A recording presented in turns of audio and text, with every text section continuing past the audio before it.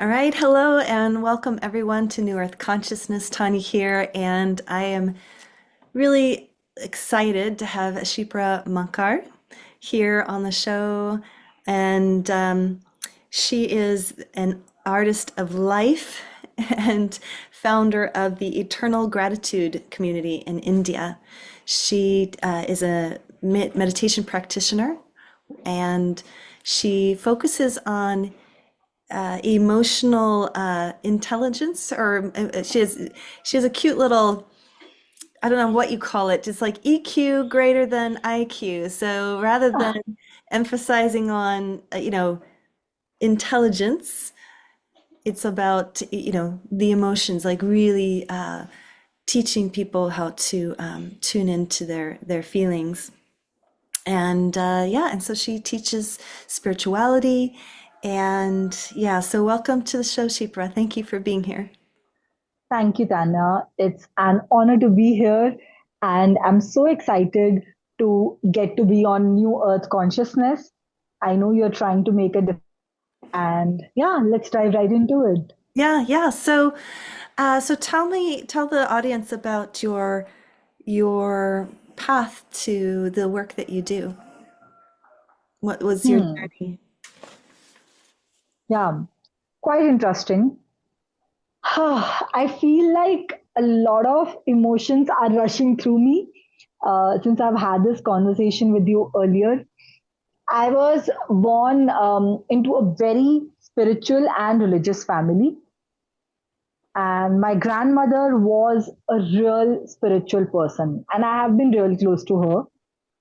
Her impact has been there on my life on massive levels. However, I feel like when I was becoming a teenager at the age of about 13, I rebelled as an atheist, and because everyone around me in my family, my friends, and people around me were kind of focused on, why, like they would really push me to follow the religious practices.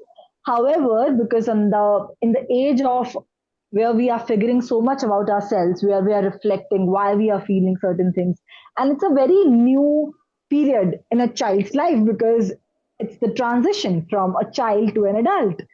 And I think I rebelled a lot as an atheist, and slowly, I think I was 17 years of age when I moved to Bangalore. So it's in southern part of India, and I went there to study.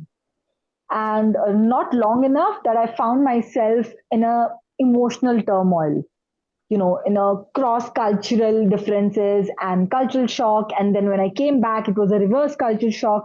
And I feel it was too much for a child, and let alone a girl, to experience what I was experiencing at the time. And there was very, I would say, less awareness about mental health.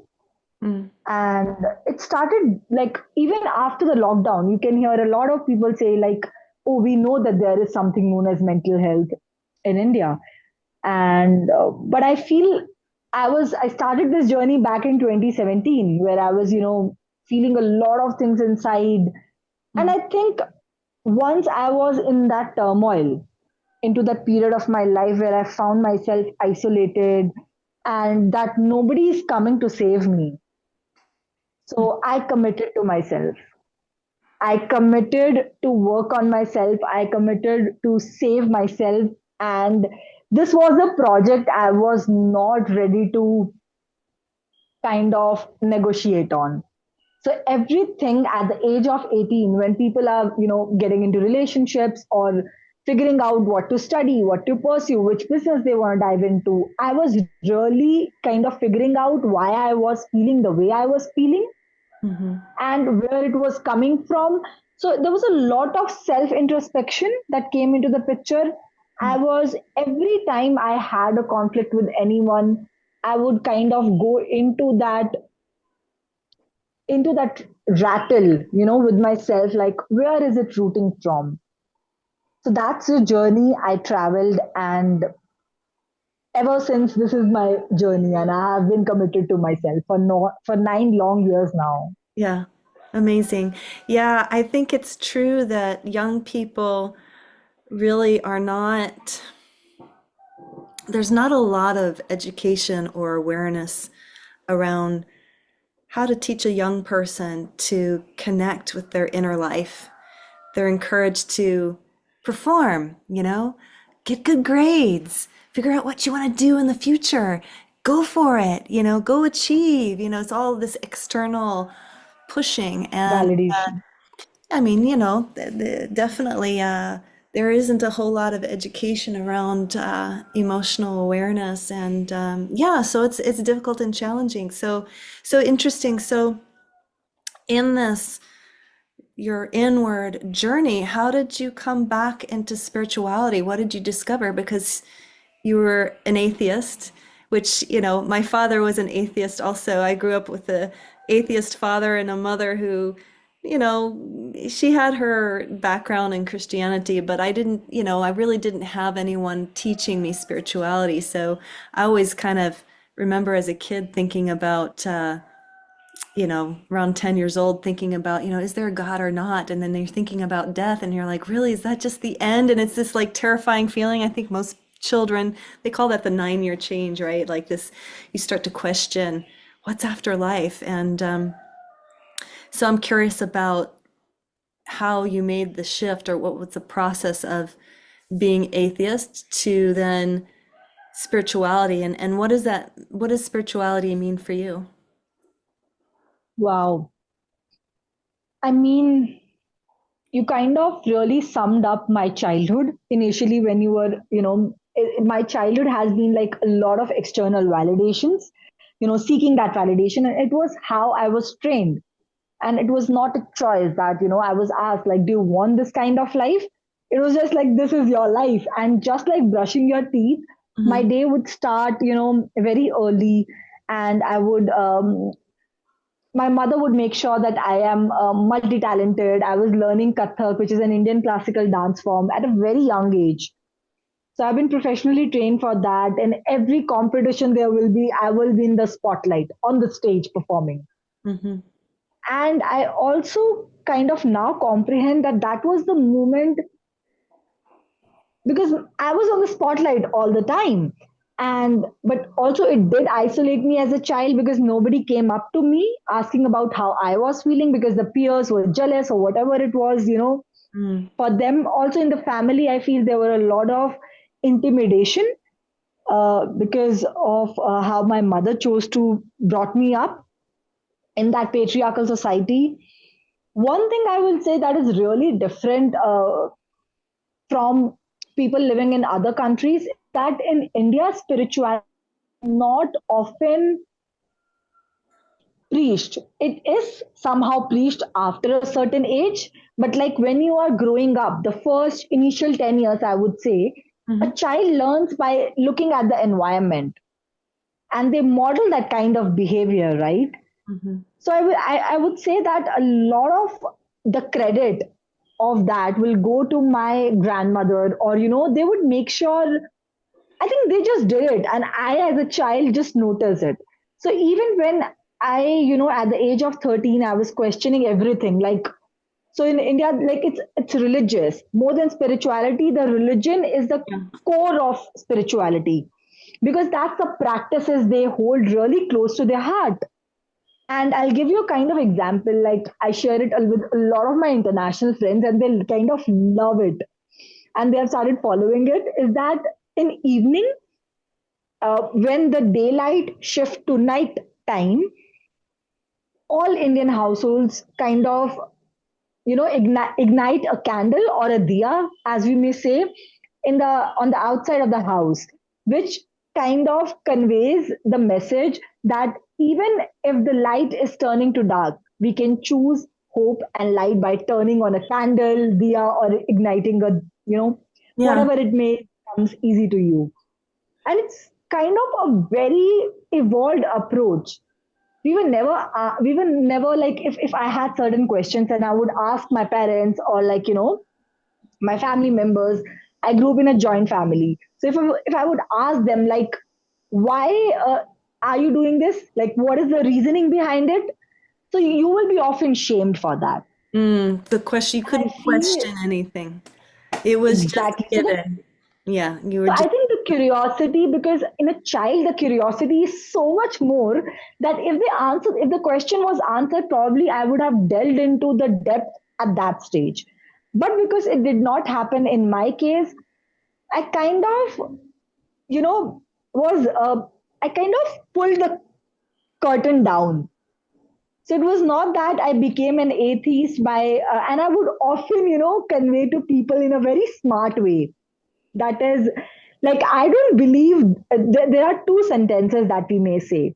That some people say, I don't believe in God. And when I was, in that mental health crisis, I would say, I wouldn't say that I don't believe in God. I would say I believe there is no God. Mm, Because when you say I don't believe in God, you're saying that that exists, but I choose not to believe in it. yeah. So my kind of becoming an atheist was a kind of shut down to that part of reality. Like, I don't want to deal with that right now because I'm dealing with a lot of internal things. Hmm. And when you are dealing battles inside, it kinds of it just kinds of you become a lot more rebellious. You become cold to the outside world, and you want to shut them down with the things that piss them off. So if me saying that I'm an atheist is pissing them off, I'm keeping them, you know, off my radar. So it was that. And B, I think how I delved back into it, because I was questioning a lot of the childhood pattern, how I was conditioned, Mm, and how it turned, like, I would question everything. And I did not choose spirituality all at once. So it happened in stages, it happened in movements for me. mm, So I remember, like, there was a saint in India. It's like, he's a very big saint, and we have a scripture called the Bhagavad Gita. mhm, And it's almost the core of Hinduism.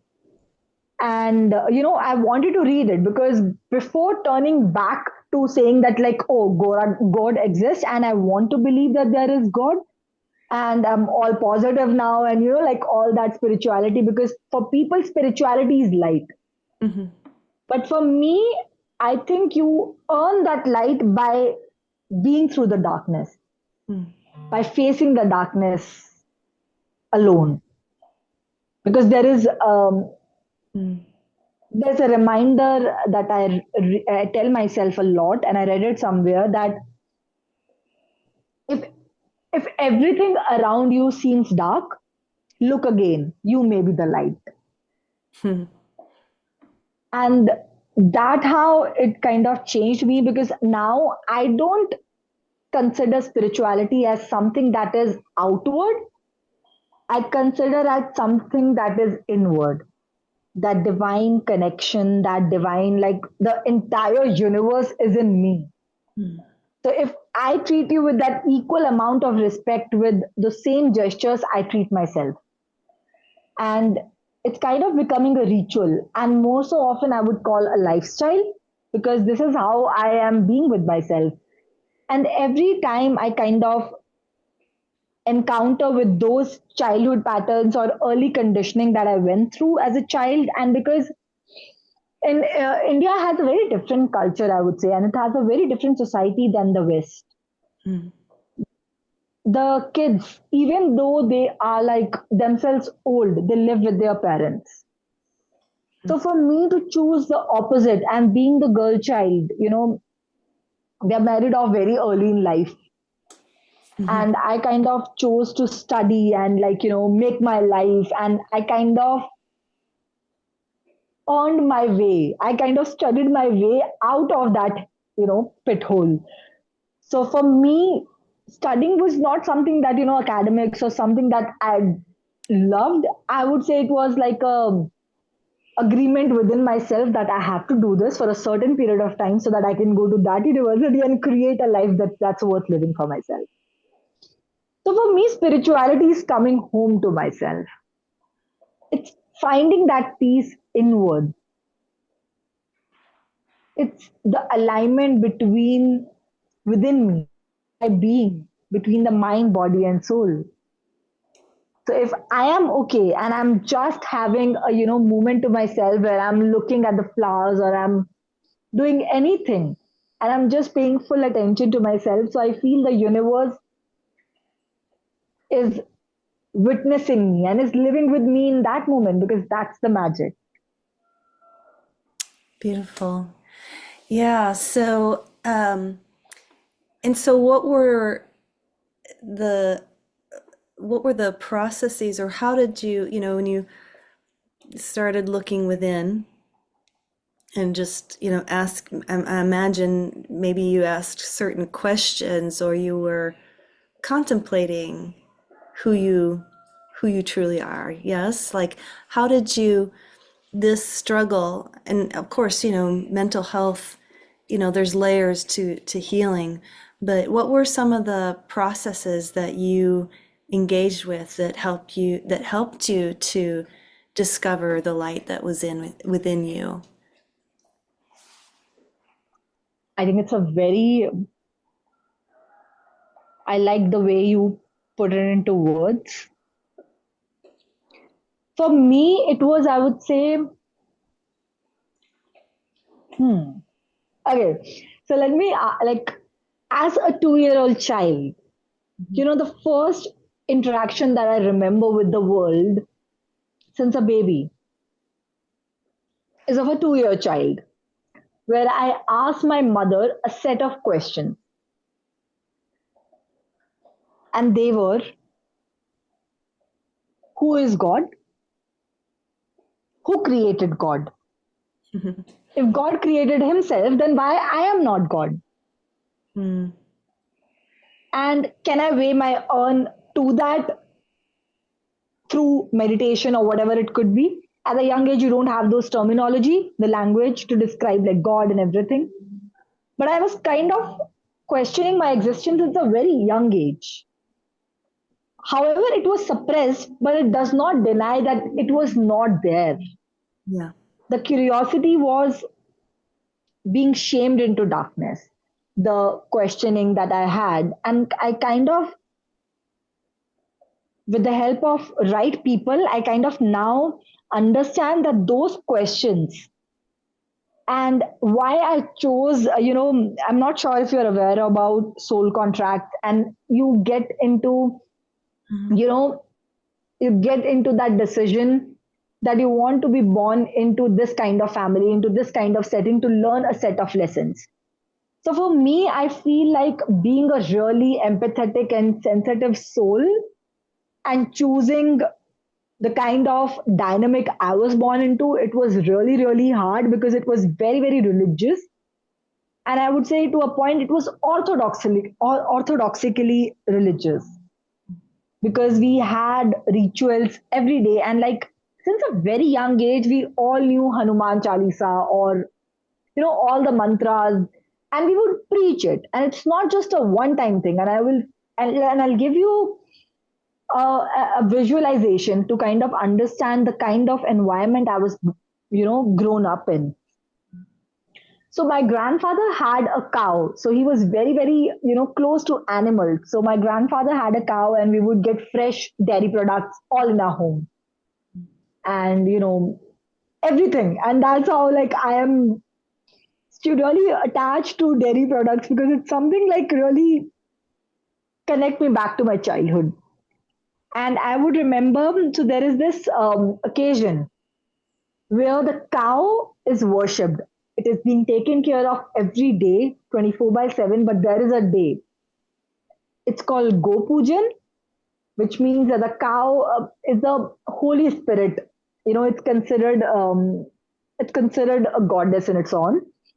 So, and I vividly remember that before, if we have an exam or even if we are rushing to school, and like we were child and me and my cousin we would go and we would be asked to touch the cow's feet to kind of take its blessings. Mhm. And I remember because the cow's tail would be like we would be very careful because our uniform could get ruined and it was white and our mothers would scream at us like do it carefully and because our grandfathers are waiting for us and like do it and then you are given a certain kind of money or whatever. So I think it was a very big ritual. It was not just one tiny thing, it was like an amalgamation of so many practices which we were born with, which we grew up with. And it is not something you can separate from a soul Mm. because it is kind of a lived experience that we had. Yeah. And now, because of those experiences, and me delving into all those past patterns, the patterns of my first 18 years of my life, has kind of made me question and choose everything and reassess the situation. Like which one was good, which one was authentic, and which one came through, the darkness and the mud of society, and which one is real and it is healing to me, and which one is too triggering and I don't want to have that ever in my life. And it's a choice that I make every day in my life. When I wake up in the morning and I don't feel good, so I have two choices: to listen to the voices in my head that says like,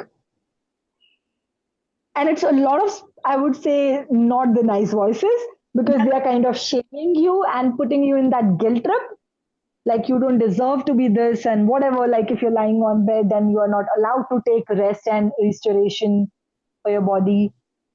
But I feel mental health and encountering with those psychiatrists, psychologists at a very young age.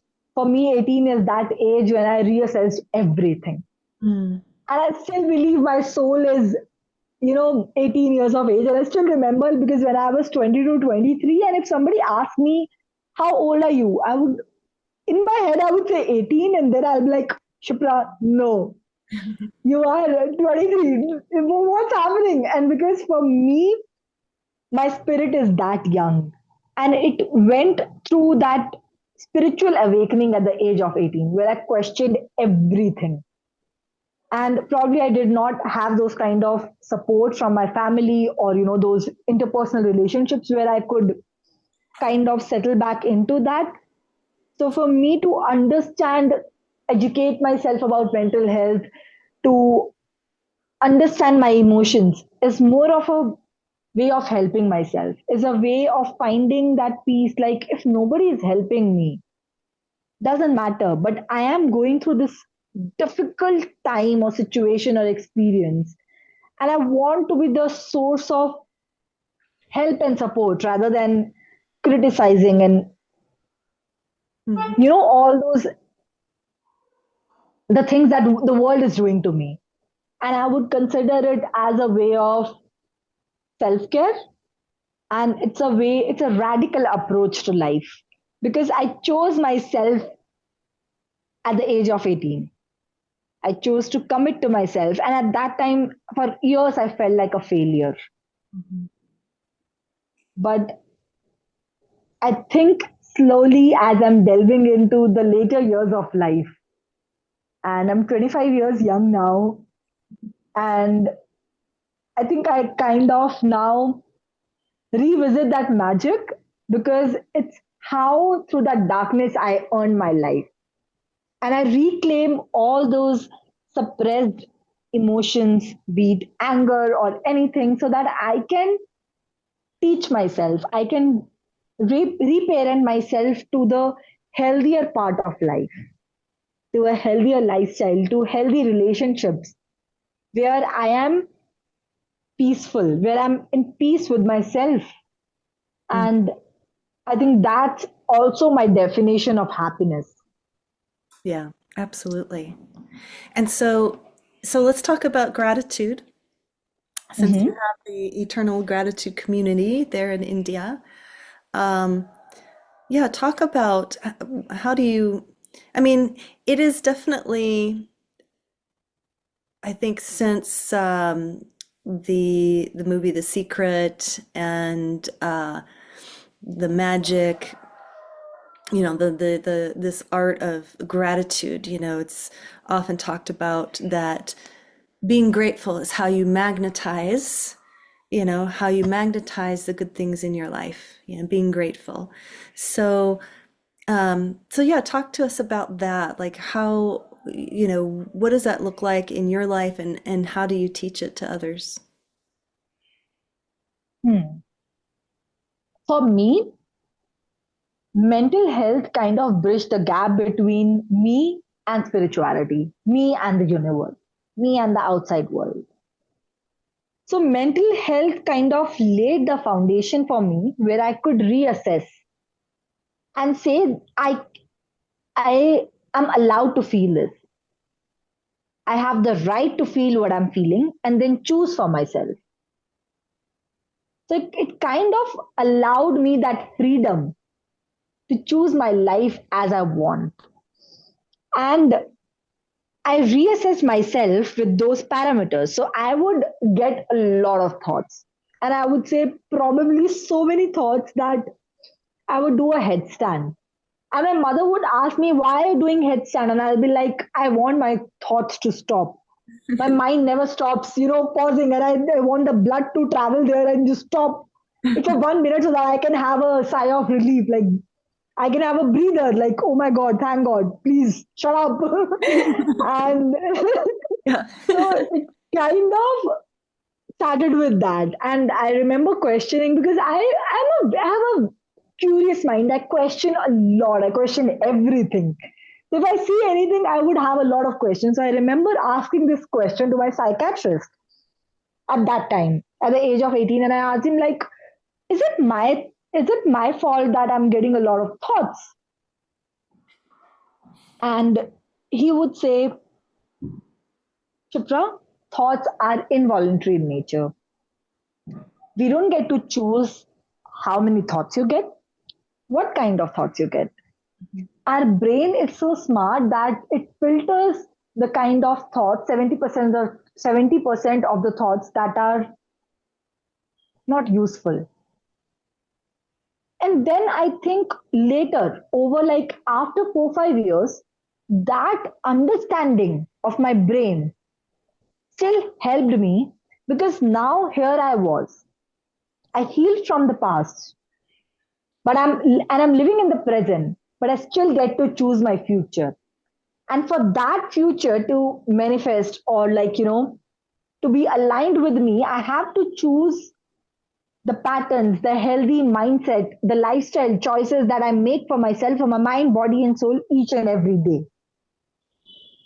So it becomes a very just imagine, like you get, like, let's say 10,000 thoughts in a day, Mhm. and you're like reassessing one and every single thought, you will go crazy. And Right. you'll be like, oh my God, I can't do this. I have a life to live because that's what I did actually. Mm. That has been my lived experience. And because I kind of thought that if I don't do that, I'll be abandoning myself because I want to know what kind of thoughts are resurfacing in my head and again and have the power to destroy my peace and kind of get me into bed every single day. And I'm not even looking forward to meeting people or anything in my life. And I think what was happening in my mind, body, and soul was far more interesting than anything else that could offer me. So I think I chose to look inwards, and it was and I think it was just a one-time decision that I made, and that made my 8 years kind of easier. So for me, short term is 5, 10 years, and long term is lifetime. So for me, having to do certain sacrifices for like a decade, it's a very small term thing. So I think of the language of my soul. And I believe that I'm an ancient soul with sacred wisdom. And my soul has traveled lifetimes to be where I am, to be who I am, and to do what I'm doing. And it does not come with certifications. It does not come with, it comes with the experience of life. Yeah. And that's how I explain that I'm an artist of life because I experience so much. I have so much exposure to the outward world and worldly materialistic things and experiences that I still choose to go inwards. I still choose purpose over money. I still chose um, my inner peace over that, the social coolness that you can show off on a social media. Right. I chose to be real. I Yeah. chose to be authentic. Yeah. So I'm curious what you would say. So, you know, negative thoughts come. Like, your psychiatrist was telling you, you can't, the mind just produces thoughts. And what I have been taught about meditation is to simply observe your thoughts, whether they're positive or negative, to not get attached to them. And it seems to me that suffering is caused when a thought arises. Let's say the thought is telling you, oh, you're never gonna dot dot dot. You're never gonna get there. You're never gonna achieve anything. Your life is a mess, like whatever, like those negative thoughts, because challenges come, right? Challenges in life happen. The car breaks down. The the teenage child is having a tantrum. Like all these things, right? Life is full of challenges. And so my observation is that the mind can look at outer circumstances and start to create just negative thoughts, negative beliefs around why maybe a certain thing is happening, or it just starts to make up a story, and sometimes it's negative. And then when there's positive things happening, and then the mind is like, "Oh yeah, you're so great!" Like it's the ego, right? Like, "Oh, you're a badass. You're so amazing. You're like la la la la," right? And so it's just this like up and down wave, right? And so, um, what are certain? Do you teach certain techniques for people when they do hear when they do notice a negative thought coming in, or they wake up in the morning and they're feeling kind of down and depressed, like how do you what do you teach them to, because we're talking about gratitude, and I would say that a lot of people struggle to be grateful when they're down in the dumps. Right, it takes, Correct. yeah, talk about that. I think it's so kind of, it's kind of true because I chose a radical approach to life. A lot of people you will see that they are manifesting and they are saying that they are spiritual, which we all are. Mm-hmm. And in our, kind of religion or, understanding of spirituality, it's said that we are spiritual beings having a human experience. It's not the other way around. And secondly, I would say how I'm able to kind of perform and function in life is because I have dissolved that shallow ego. Mm-hmm. And now my mind is working for me rather than against me. Mm-hmm. It's how I dealt with the darkness that I am able to be the light I am. Right. So I am the divine. I am the magic. I am the universe, way of manifestation. I in itself is whole. I am whole in myself. So gratitude is kind of a, I would say, a training Yeah. that you can do to your mind, and it's a personal choice when you want to do, how you want to do, and where you want to do, at which point of time. So for me, I think I'll give you a little more understanding that why, as a child, I did not choose to be grateful. And I think, in India, I'm not sure if I think it must be outside. I've never had this conversation earlier. Uh-huh. A lot of times in India, if anyone, and I see it all the time, no matter rich, poor, middle class people, or which religion or which caste you come from, what kind of background you have, if a child, if a person, if an adult at any given point complains about something, the first reaction they get from anyone, be it a stranger, that's the level of deep societal conditioning that I feel our society at least had. Is that be grateful for your hands. Look at that person. He's not even have the house and you have a roof over your head. Be grateful. So for me, it kind of denied your opportunity to feel your emotions. You're right. It kind of took your privilege to be authentic. It kind of took your whole self made into a ball and threw it in a trash Right. and said like, you don't deserve to feel this because see, look at that. Right. You have had better and you have no right to complain. Right. So for that kind of level, when that happens, and if for any human kind of experiences that, they go on a war in themselves. Right. Yes. And that kind of war is one of the hardest battle any human being have to fight. Yeah. It's it's the hardest battle. So when I do gratitude, how is it different than what other people are doing? Right. A, it's an authentic approach. And we have this in our community that if you are not feeling grateful, just show up. Mm.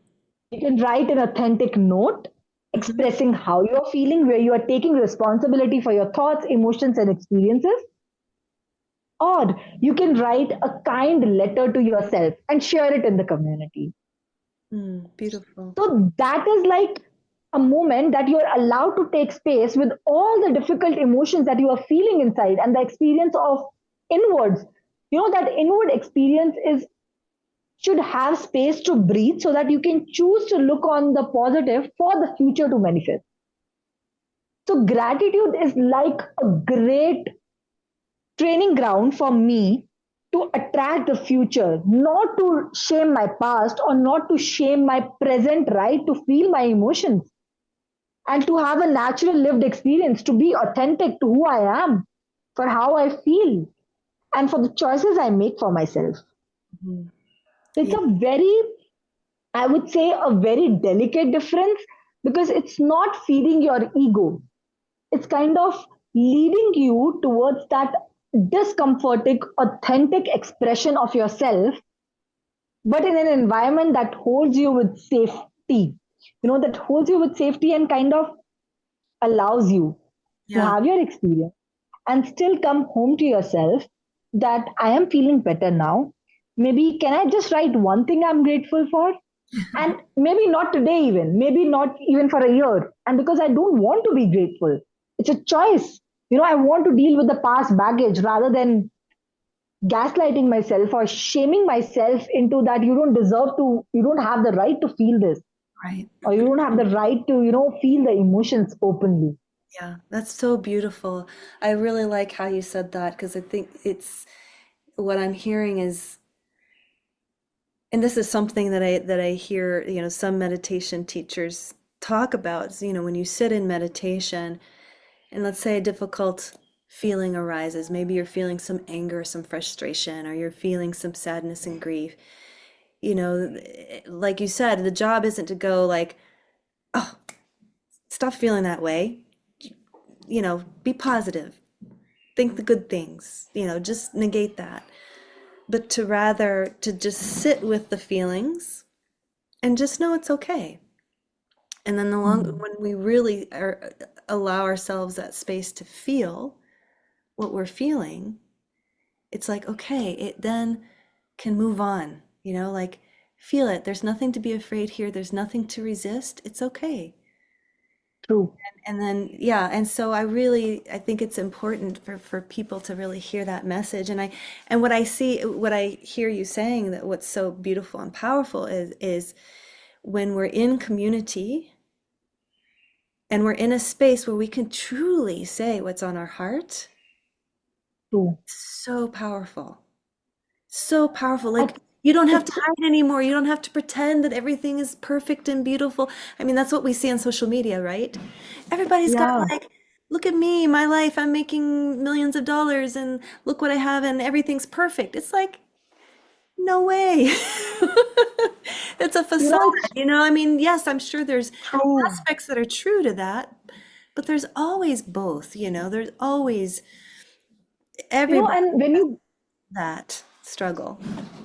yeah, and it's truly magical. It's transforming where your soul breathes. Yeah. It's like you are giving a moment of retreat to your soul, saying, like, you are safe to be who you are. You are being held in a safe environment, which honors your emotion, Yeah. which kind of encourages you to be who you are and you are accepted as who you are. And while coming to the disturbing experience of being a human, I think because that is a training ground for me, the gratitude. And the eternal gratitude community is much more than just, practicing gratitude. Mm. The name in itself is a epitome of my soul because my soul craves for light even when it is going through the darkest period of my life. I'm attracted towards light. It's what my soul chooses for me. And I have kind of seen my journey over the years, and I am so grateful that I've met some kind of beautiful souls on my journey who have played this part of being the mirror to my inner soul. Like I had a friend who told me that, Shipra, you may not have had the terminology to express your lived experience or to put your lived experience into words, since a childhood, like, because these are very difficult emotions to feel as a child, you know, questioning your existence at the age of 2, making a promise to yourself at the age of 5, saying that, I promise you that you will not be devoid of any opportunities because you are a woman. Mm. And these are not what everyone goes through. And what my soul chooses for me, the light it is always attracted to, is kind of my safe sanctuary where I come home to myself and I can, if I am in the right headspace, if I have the right bandwidth for myself to attract, my dream reality, I will, fill my gratitude journal, be as like, I'm so grateful, like, I'm feeling good today. I'm grateful that I bought myself flowers even when I was wanting to someone else to do that for me. Mm. I'm grateful I chose to calm myself to for those uncomfortable and disturbing emotions before waiting for someone else to come and treat me right. Mm. Yeah. And when you kind of follow this approach, the resources kind of align for you. And that's where I come up with so many techniques, so many tools and insights on the healing journey because I feel like this is the light I'm meant to share on to humanity. That's my soul's purpose, to be the light for everyone around me by being the light within myself. Yeah. Beautiful. And it's like if I am honoring my own lived experience of my soul, only then I am the light for outwards. And I've kind of noticed this pattern that if I'm doing it from a place of shallow being, like, which I see a lot of people do nowadays, they claim themselves to be spiritual and coaches and whatever it will be, and they are claiming it, and I feel they are satisfying their shallow egos. And me, because I have done that the dissolving that shallow ego inside, and I still do it on an active basis. And I had friends and I had people who could, point it out to me that, Shipra, you're doing this to satisfy your shallow ego, break it. And it would, at the time, it would feel so harsh to me. I'll be like, and I'll be crying, and they'll be like, I'm like, I don't want to hear this right now. I need you to be my friend. But Mm. also at the same time, I kind of then reflect on that soul experience, that I attracted these kind of souls to guide me on my path. And they are no longer on the path when I'm on the right path. Mm. So if I am walking on my path, facing my own demons inside, choosing light every day, and making it a point to be authentic no matter how painful the experience is, Mm. that's how you choose healing. And it's an everyday job. It's not like one day I'm healed and that's done.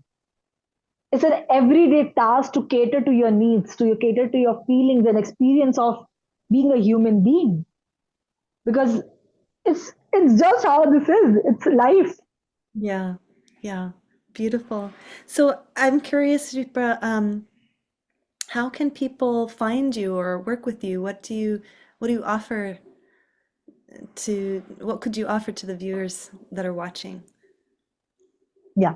So I have the Eternal Gratitude community on Instagram. I do have a team who is continuously working on, to give a best experience, but I've also kind of curated a powerhouse for mental health resources, tools, and insights to support people in our community on their healing journey. It's to let them know that they are not alone. They can seek support, and this is not a substitute for professional medical care or therapy. You Mm-hmm. can, in fact, I would encourage you to reach out to a professional if you are not able to help yourself, if you're not able to decide for yourself what you want. But if you are on your healing journey, where you want a community to hold you with warmth, safety, and provide you with the right set of resources where you have the freedom to choose for yourself. So we provide multiple 21-day gratitude journeys. And I organize now offline events in Chandigarh in India where I live.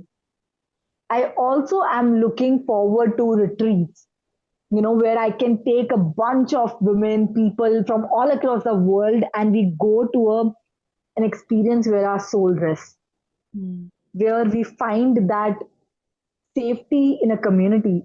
Because as humans, we don't have a good living experience. And that's how we turn to, nature and spirituality because we are looking for that peace in dogs as companions or cats or, whatever we find that soothes our soul.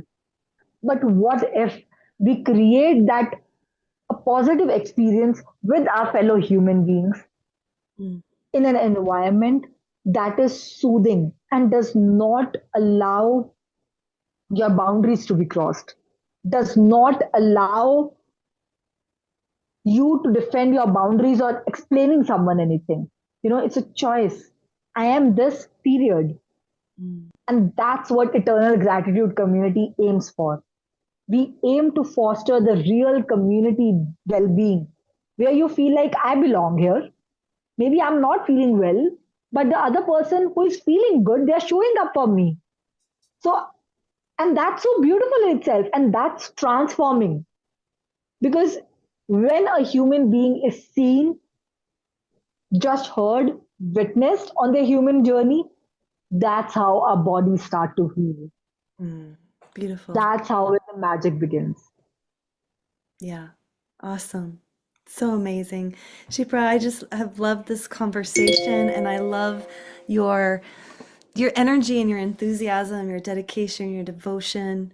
Um, and yeah, I'll be sure that all of your links and social media links are in the description of this video. And please like and subscribe, share this video with anyone that you think would benefit. And Shipra, this has been just a beautiful conversation. Thank you so much for the work that you're doing for Thank you for having me. it's so needed. So needed. Thank It's you. a ripe time. So thank you so much and thanks to everyone Thank you. for watching. Okay. Bye for Bye now. bye.